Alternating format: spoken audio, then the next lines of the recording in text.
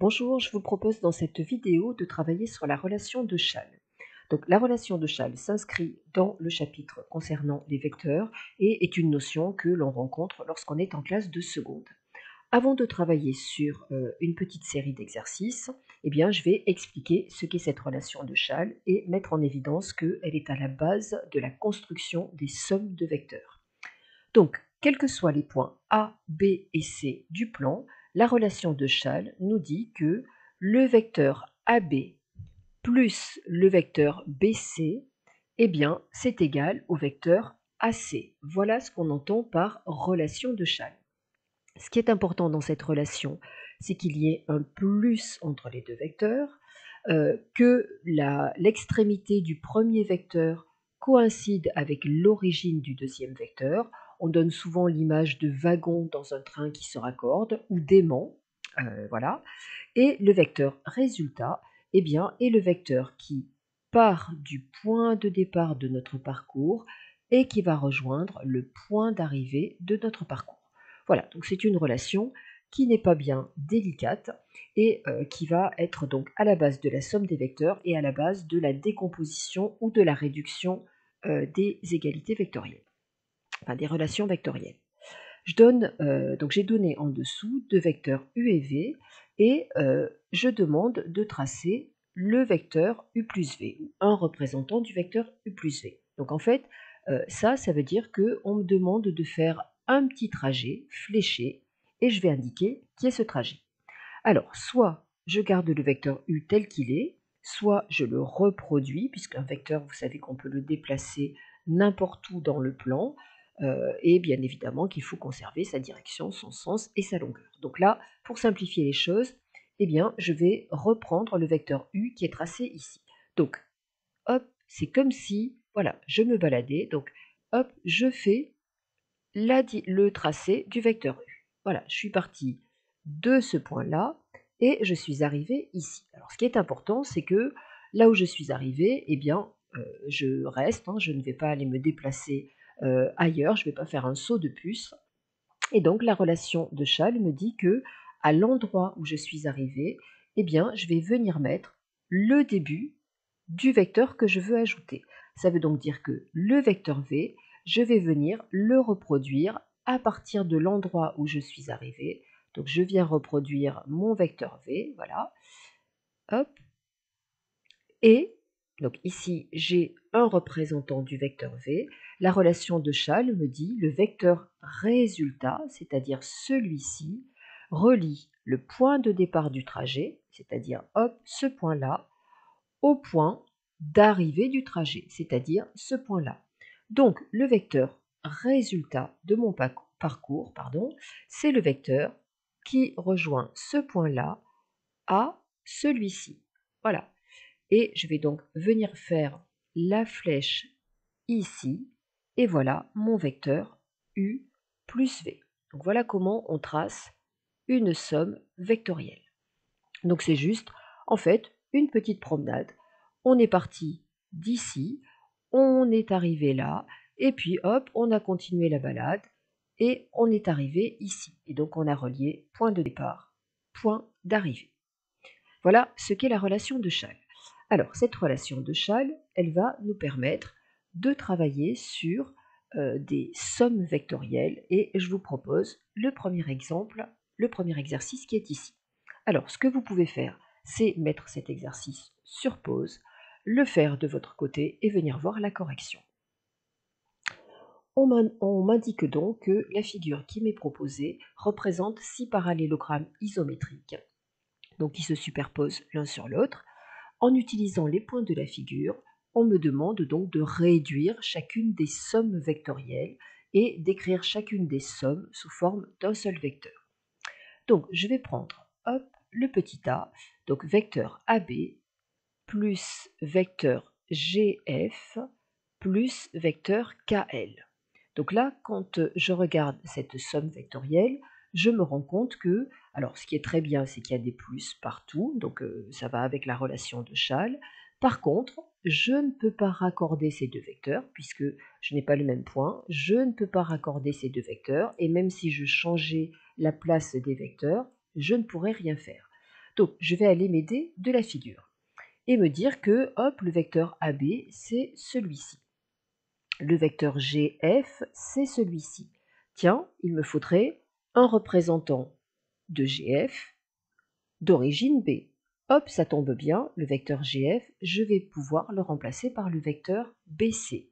Donc là, je peux écrire que ceci est égal à AB plus vecteur BC.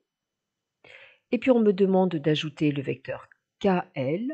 Et donc pour que la relation de Schall fonctionne, il faut que je vienne trouver un représentant du vecteur KL d'origine C, ou alors un représentant du vecteur BC d'extrémité K. Donc là, hop, le vecteur KL, je me rends compte que c'est aussi le vecteur CD, donc plus CD. Voilà, et je vais pouvoir utiliser la relation de Schall. Alors, je vais être rigoureuse et je vais montrer que cette relation de Schall, eh bien, je l'applique pas à pas, puisque la relation de Schall, c'est avec deux vecteurs. Donc AB plus BC, ça donne le vecteur AC, et puis AC plus CD, ça donne le vecteur AD. Et voilà pour cette somme vectorielle. Je vais effacer ça, et je vais prendre le petit b. Donc, si vous n'aviez pas trop saisi ce qu'il fallait faire, désormais, vous devez un petit peu mieux comprendre ce qu'on attend de vous, et donc, vous pouvez mettre sur pause et continuer.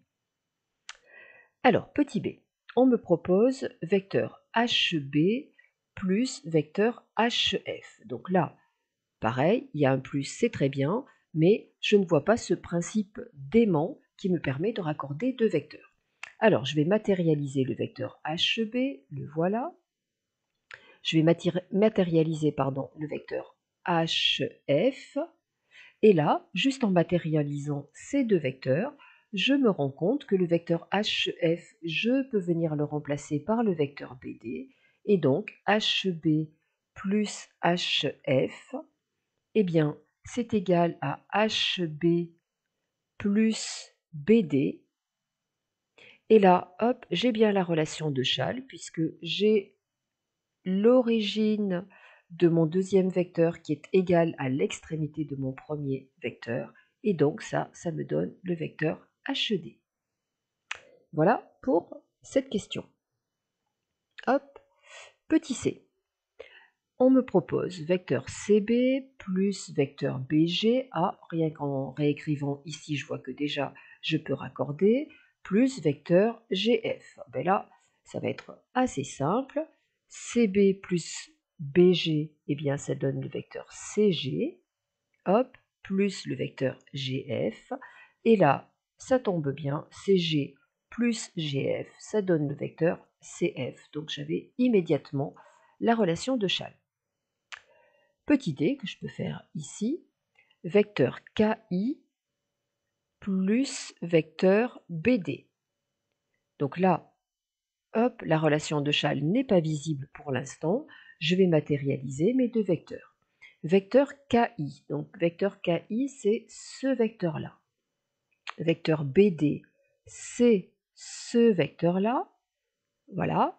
Et là, eh bien, je me rends compte que le vecteur BD, je peux le remplacer par le vecteur IK, et donc KI plus BD, c'est égal à KI plus IK. C'est donc égal, là je peux utiliser la relation de Schall au vecteur KK, et lorsque un vecteur a même origine et même extrémité, c'est le vecteur nul. Quelqu'un qui dirait, hop, je reprends cette somme-là, KI plus BD. Donc, qui dirait, eh bien, tiens, moi ce que je vais faire, c'est le vecteur KI que je vais changer, et que je vais faire en sorte d'obtenir un représentant du vecteur KI dont l'extrémité, soit le point B. Eh bien, le vecteur KI, je peux tout à fait dire que c'est le vecteur DB. Et donc, KI, je le remplace par DB plus BD. Voilà, ça fait le vecteur DD. C'est peut-être un peu plus joli que le vecteur KK. Et ça fait donc le vecteur nul. Voilà. Question petit e. Donc, bien évidemment, si je vais un petit peu trop vite, hein, vous pouvez mettre sur pause et réécouter les explications. Vecteur, enfin, question petit e. Ah, là, on change de registre puisque il y a un moins entre les deux vecteurs. Donc, la relation de Schall, elle n'est faite qu'avec des plus. Donc, la première des choses que je vais faire, c'est supprimer ce signe moins. Et pour supprimer ce signe moins, eh bien, vous avez vu que, alors, quand on prend un vecteur que je vais appeler mn, voilà, le vecteur opposé de mn, c'est le vecteur qu'on note moins mn, comme on a marqué les opposés dans les nombres. L'opposé de 2, c'est moins 2, l'opposé de 3, c'est moins 3. Voilà, on a gardé la même notation sur les vecteurs. L'opposé de mn, c'est moins mn. Et en fait, l'opposé du vecteur mn, on sait aussi que c'est le vecteur nm. Donc voilà comment on rentre entre guillemets un moins dans un vecteur, c'est en intervertissant les deux lettres. Donc le vecteur EC moins le vecteur CB, eh bien ça va me donner vecteur EC plus vecteur BC. Donc faites bien attention à ça. Un élève qui irait se dire, bah tiens, la fin de mon premier vecteur, c'est la même chose que l'origine de mon deuxième vecteur, donc c'est la relation de Schall. Eh bien non, hop, il y a un moins entre les deux vecteurs, donc ce n'est pas la relation de Schall. Donc là, EC plus BC, eh bien, je ne peux pas les raccorder, donc je vais matérialiser mes vecteurs et remplacer un vecteur par un autre, voire les deux vecteurs par deux autres. Donc le vecteur EC, hop, c'est ce vecteur-là. Le vecteur BC, c'est ce vecteur-là. Tiens, je vois que le vecteur BC, je peux le remplacer par le vecteur CD. Donc ça me donne EC, vecteur EC, plus vecteur CD. Et donc là, je peux utiliser la relation de Schall et ça me donne le vecteur ED. Ce qui est important, c'est que vous mettiez bien en évidence toutes les étapes. Sinon, d'une part, vous-même, vous ne vous y retrouverez pas. Et puis alors, quelqu'un qui va vous lire, ça va être encore plus obscur. Donc, il est important d'être rigoureux et de ne pas oublier les flèches sur les vecteurs. Parce que quand on parle du vecteur AB ou quand on parle de AB sans flèche au-dessus, là c'est un nombre puisque c'est la distance qu'il y a entre A et B. Donc c'est en fait juste la longueur d'un vecteur. Donc attention à ne pas oublier les flèches. Dernière question, petit f. Alors j'avais prévu pas mal d'exercices, mais hop, vu que cette vidéo est un petit peu longue, eh bien les autres exercices, je vais les différer dans une autre vidéo. Voilà, donc le vecteur BE moins le vecteur HA, là encore, j'ai un moins entre les deux vecteurs, donc ça n'a rien à voir avec la relation de Schall. Je fais en sorte de transformer ce moins en plus, et moins le vecteur HA, c'est plus le vecteur AH.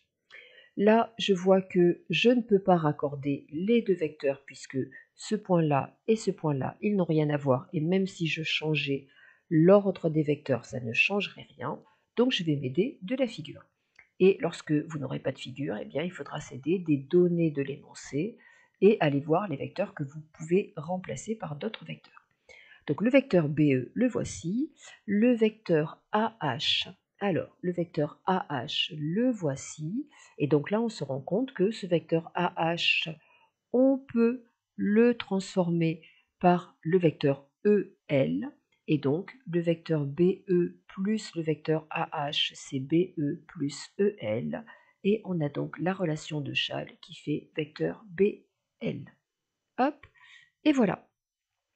Voilà comment on peut appliquer la relation de Schall sur des exercices qui vont être en fait des réductions, des simplifications de sommes vectorielles. Je vous donne rendez-vous dans une autre vidéo pour travailler encore sur cette relation de Schall. Donc à très bientôt. Au revoir.